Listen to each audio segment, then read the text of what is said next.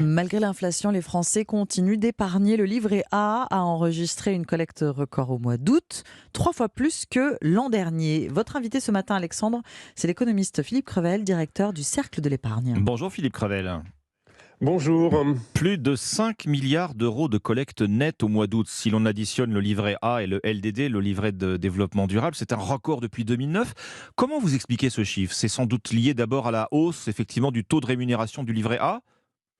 Il y a indéniablement un effet taux et il y a aussi un effet angoisse. L'effet taux, oui, c'est le passage du taux du livret A à partir du 1er août de 1 à 2%, dans un contexte certes d'inflation, mais ce taux de 2%, comme d'ailleurs à chaque relèvement, attire les épargnants. On a toujours une collecte forte au moment du relèvement du taux du livret A et cela perdure 2 à 3 mois en fonction des circonstances. Et puis il y a un effet angoisse, c'est l'inflation, c'est la peur de ne pas avoir suffisamment de moyens pour payer les dépenses de demain ou d'après-demain. Oui, alors il y a effectivement cette volonté de se préparer un matelas pour les prochains mois. Pourtant, Philippe Crevel, le taux du livret A, il reste loin malgré tout de compenser l'inflation telle qu'elle est à son niveau actuel. Oui, parce que sur l'ensemble de l'année, l'inflation devrait être autour de 6%, et le taux du livret A, en prenant le fait que sur le premier semestre, il était donc à 1, voire en dessous, 0,5% jusqu'au 1er février, on est très très loin de ces 6%. On a un rendement réel, ça veut dire en prenant en compte l'inflation, qui est négatif d'environ 4 points. Il faut revenir aux années 80, au début des années 80, pour trouver un tel rendement réel négatif. Mais les Français aujourd'hui considèrent qu'il n'y a pas d'autres placements plus attrayants, plus attractifs, et donc c'est pour ça qu'ils optent pour le livret A et qu'ils placent des sommes importantes, comme vous l'avez dit, 5 milliards, et depuis le début de l'année, on est à plus de 23 milliards d'euros sur le seul livret A. Ouais, c'est considérable. C'est toujours mieux effectivement d'avoir de l'argent sur un livret A que de le laisser dormir sur son compte courant. C'est pas le placement le plus rémunérateur, c'est un placement sécurisé en revanche, Philippe Crevel, zéro prise de risque. Le livret A, il a 3 avantages majeurs. C'est qu'il bénéficie d'une sécurité, il y a 0 risque, on met 100 euros, on les récupère quoi qu'il arrive. Il y a une liquidité, je peux mettre le matin et repartir l'après-midi avec l'argent que j'ai mis dessus. Oui. C'est pas conseillé, mais on peut le faire. Et puis, il y a 0 fiscalité, 0 prélèvement obligatoire. Et ça, en France, on adore.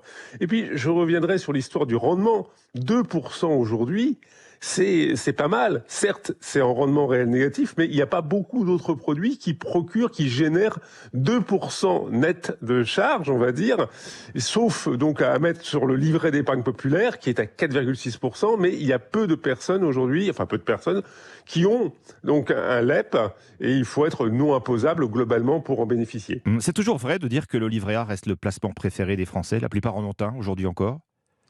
4 Français sur 5 ont un livret A, donc c'est toujours le produit le plus largement diffusé, même si c'est pas le premier produit en volume, c'est l'assurance vie avec plus de 1800 milliards d'euros d'encours qui est le premier produit d'épargne en France. Mais là, il y a 1 Français sur 2 qui a un contrat d'assurance vie, quand il y en a 4 sur 5 qui ont un livret A. Qui ouvre un livret A aujourd'hui? Je veux dire, est-ce que c'est encore le compte d'épargne, par exemple, qu'on va ouvrir pour l'anniversaire du petit dernier, Philippe Crevel?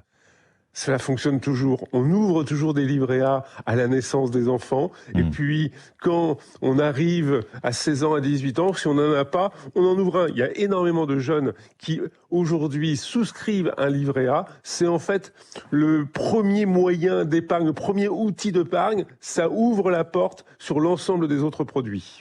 Quel est l'encours moyen du livret A, pour se donner une idée? Aujourd'hui, vous avez un chiffre, Philippe Crevel, peut-être? Le cours moyen est de 5 000 euros à peu près sur le livret A. Alors cela ne traduit pas forcément la réalité parce qu'il y a beaucoup de livrets A qui sont inactifs, qui sont un peu délaissés. Oui. Mais donc on est à 5 000 euros en moyenne sur un livret A. 5 000 euros pour un plafond, on le rappelle, d'un peu moins de 23 000 euros.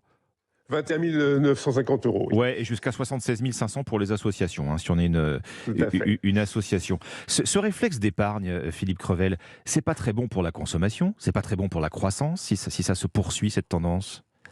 Il ne faut pas opposer épargne et croissance. Mettre de l'argent sur son livret A, ce n'est pas le mettre sous son matelas. L'argent va être utilisé. Le livret A, ça finance le logement social.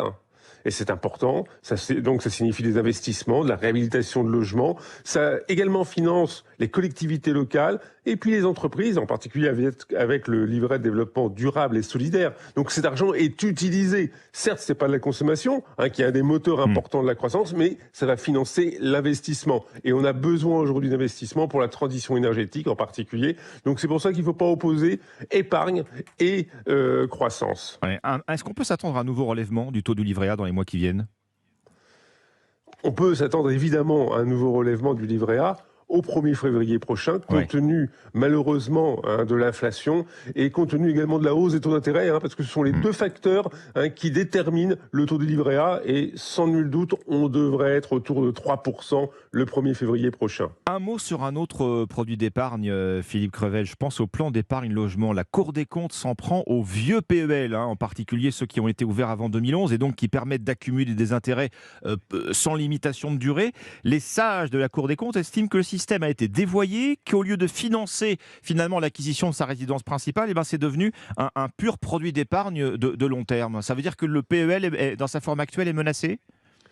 Cela fait longtemps que la Cour des comptes souligne un petit peu l'utilisation abusive du PEL comme produit d'épargne et non plus comme produit d'accès au logement. Donc ce n'est pas nouveau. Le gouvernement, à plusieurs reprises, a réfléchi pour justement modifier ce produit. Il a toujours refusé de le faire pour aller dans le sens de la Cour des comptes parce que le PEL, c'est un contrat. Et donc logiquement, on ne peut pas modifier de manière rétroactive un contrat. C'est vrai pour l'assurance vie, c'est vrai pour le PEL. Et puis, s'il a été en fait un peu dévoyé, c'est que les conditions d'utilisation pour le logement, en particulier le taux des prêts, étaient extrêmement peu intéressant et donc les ménages l'ont pas utilisé pour financer une opération logement. Donc je dirais que le problème du PEL est assez complexe. Ça vaut pour les vieux PEL et non pas pour les nouveaux, dont le taux de rendement est extrêmement faible. 1% est fiscalisé et la prime a été même supprimée. Merci Philippe Crevel, directeur du Cercle de l'épargne sur Europe 1.